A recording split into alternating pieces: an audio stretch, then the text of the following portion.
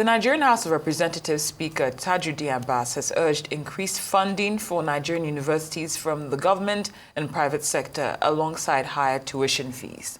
Speaking at the 33rd convocation of the Federal University of Technology, MENA, where over 5,800 graduated, including 119 with first class, Abbas blamed poor global rankings on underfunding, weak infrastructure, and low lecturer pay. Abbas called for improved funding models, better staff remuneration, and stricter academic standards. He stressed investing in technology to drive economic growth and backed the National Assembly's tax reforms to modernize revenue collection.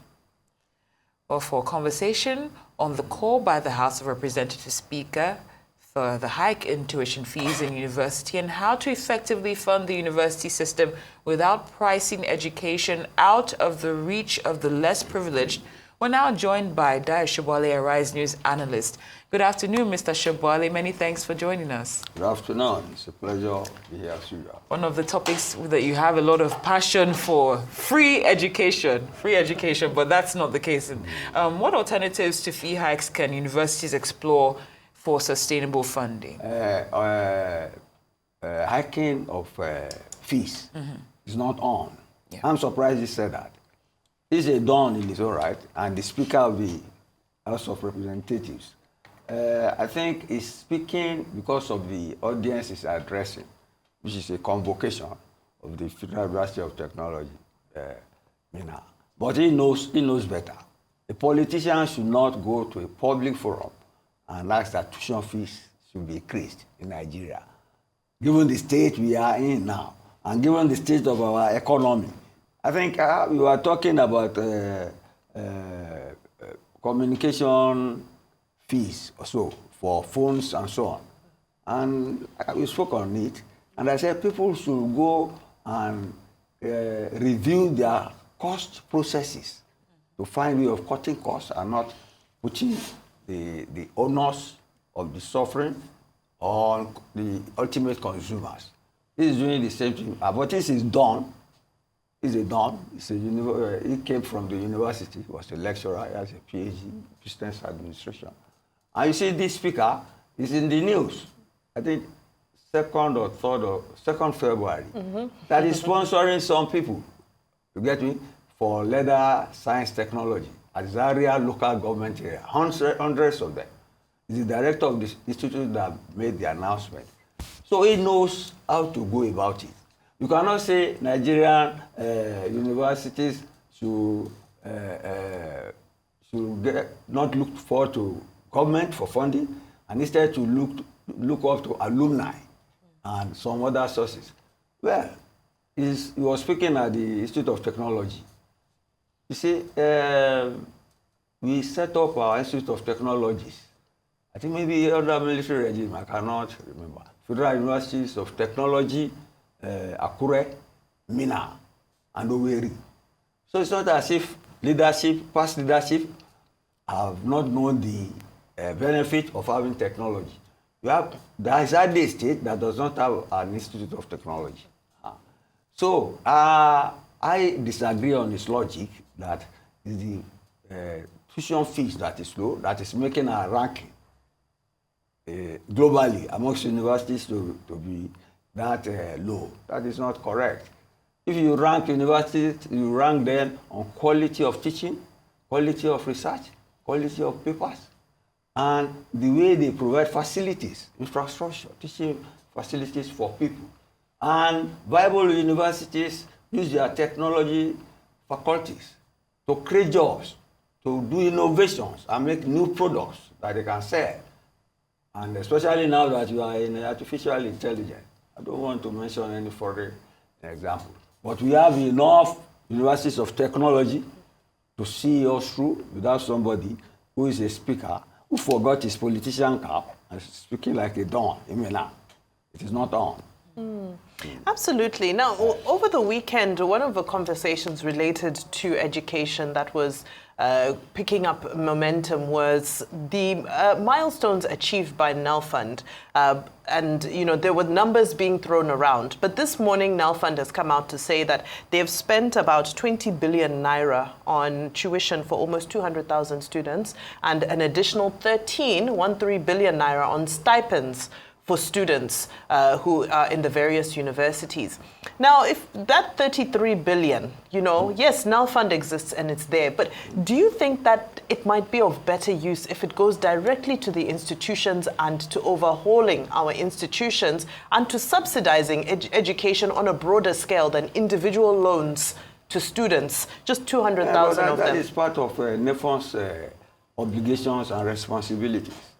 You see, the problem with NEFON is that for you to get loans from NEFON on state level, you must make contribution. It's like you want to lend money from a bank to show your commitment, you make a certain percentage. But you see, most of these states, they want to go it alone from your budget, so they are not held accountable for that initial deposit they make with NEFON. You see, but NEFON is not resting on its oars. It's only, there are so many universities that by the time they spread it, that's why, see, you pick on me now. If I have my way, university funding should be free. Should be free. You see, when you do that up to a stage, you may suffer, but you'll get the benefit of it. That's why Japan, Malaysia, the countries that are catching up with the West, especially in Southeast Asia, they funded education free for their own people. And until we do that, we won't get it right. And I do not like the idea of a speaker of the House saying universities should raise fees. It is apolitical, it is unpatriotic. Anti-people. Well said, Mr. Sobowale. I like how you always reiterate, and I can never pick on you. I don't qualify to pick on you. How you always emphasize your quest for free education. I hope we actually live to see that day in Nigeria. Right. But for now, until we get to that point, how can we balance quality education with affordability for the average Nigerian? Yes, if we follow the example of Speaker Abbas, who has given scholarship to people in Kaduna to go to the Institute of Leather Science and Technology. If Nigerian parliamentarians, given their huge pay, become philanthropists and indulge in social responsibility of funding students, that will go some way. That will go some way. They will be given back to the society from which they benefited. Get me? It's a sort of social responsibility. That will help immensely. Right. Now, do you think that the autonomy of universities should also... You're already agreeing. The autonomy, enclosed in the autonomy, should also be that responsibility to fundraise for their own institutions. Of course. Well, you are talking of... See, we have all left one thing behind, both of us and ourselves. What of the ASU strikes that have crippled the universities? That's a major thing. You see, industrial relations has crippled the quality of education and the tenure at which students spend, they need to get university education, and even the quality of education. You get me? Because if you paralyze everything, and even the university administration, whether it is autonomous or not, cannot spend the money at its disposal to fulfill its obligations, it's like you are funding in a vacuum. And the end sufferer at the end of the day is the unfortunate student who's looking for a degree. So let's take care of that. What about the private sector? Would you like to see them play a bigger role when it comes to funding university? Yes, the private sector have always been involved. Yes, bigger role.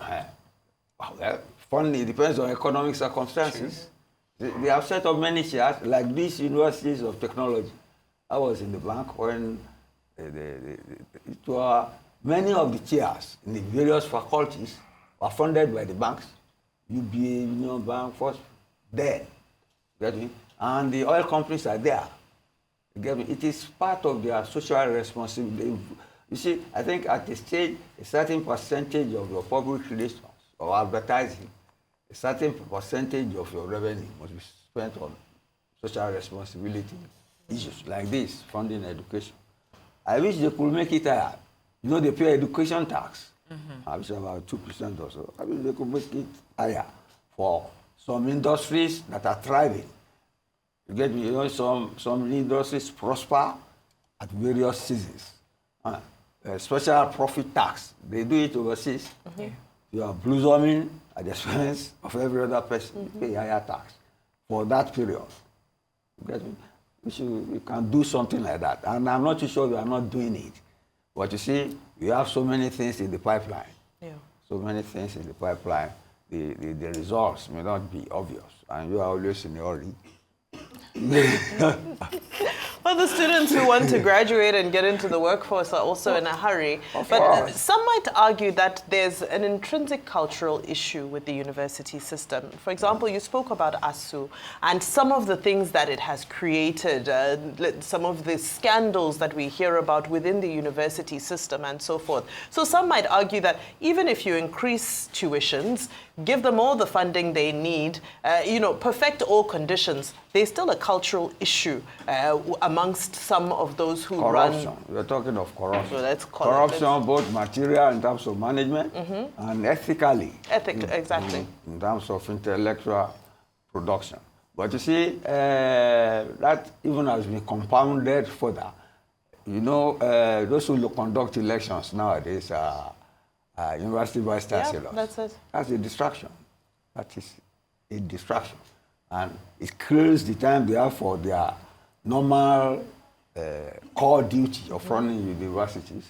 And it creates distractions for them in terms of the funds involved with the politicians and the electoral process. Wonderful analysis. As always, we'd like to thank you for your time. Arise News analyst, Mr. Dayo Sobowale, thank you for joining us. We appreciate it.